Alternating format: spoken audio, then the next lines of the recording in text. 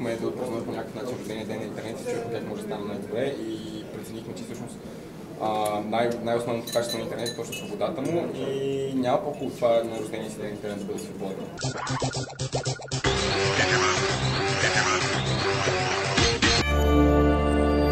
Господин Богдан Николов е председател на Асоциация активни потребители. Господин Соломон Паси е председател на Атлантическия клуб. Господин Илян Джевеляков е режисьор. Аз съм Николай Неделчев и всъщност защо аз откривам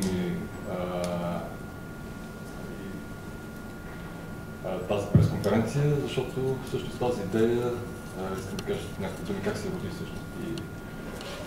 Тя се роди съвсем спонтанно. Един ден хората от нашата фирма се бяхме събрали от хората, които се занимават с дигитални комуникации и така, такива ситуации в главата на един шеф обикновено се ражда какво може да се направи, дава някакви задания и всъщност това, което се беше родил в моята глава, че 29 октомври рожден ден на интернет и искахме да го отбележим по подобаващ начин и аз помолих тези хора, които се наричат Digital Tribe, иначе казвам на български дигиталното племе, да помислят какво да направим и всъщност това, което направихме е тази кампания.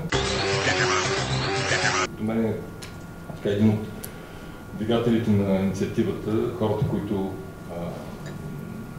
човек, който ще разкаже малко повече за самата нея, Христо Ласков. Както Ники каза, идеята се роди съвсем спонтанно. Чудехме се как да отпразнуваме рождения ден на интернет и решихме, че няма по-хубаво от това да го освободим, образно казвам, или поне доста до него.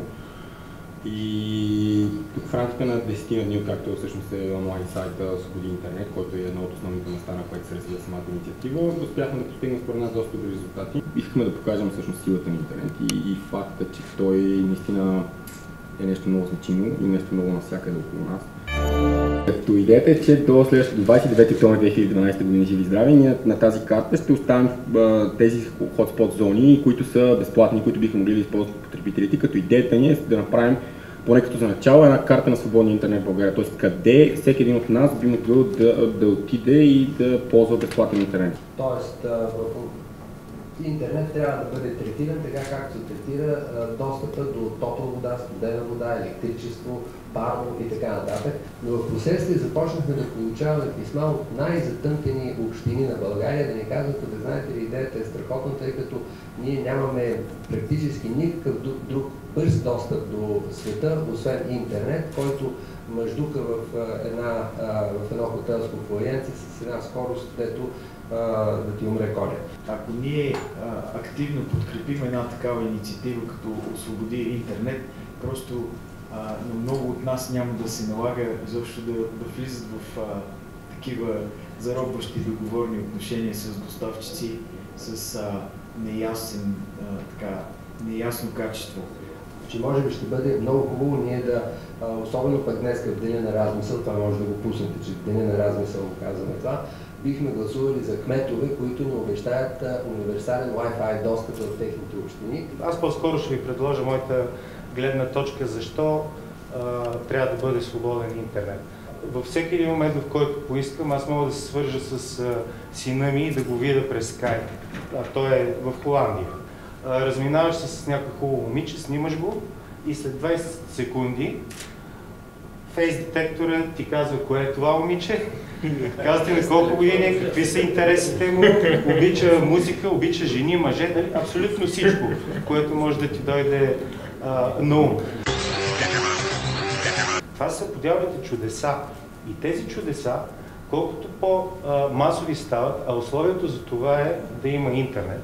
България е държава, която в не много отношения е изпреварила средните европейски показатели, но за наш късмет, именно в областта на интернет, ние далеч сме изпреварили средните европейски показатели.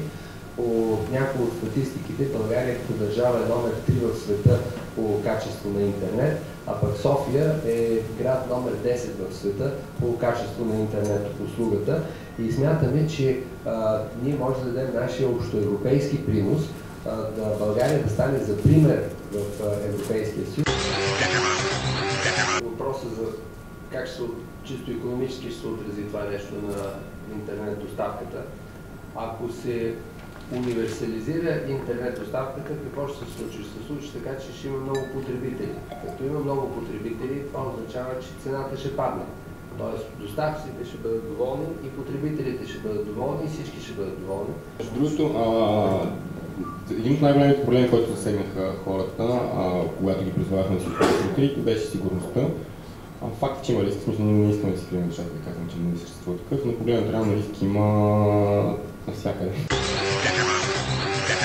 И друго, което е интересни разговори с хора, чух, че има доста потребители, които никога не са затваряли лотериите си всъщност.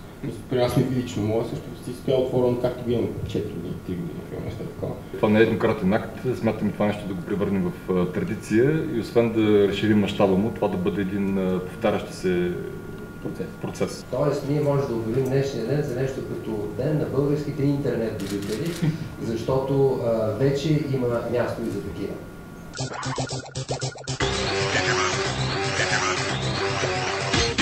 The Digivolution is up and running. Did you see? Did you hear? Did you know what's coming? A Digi Destiny starts to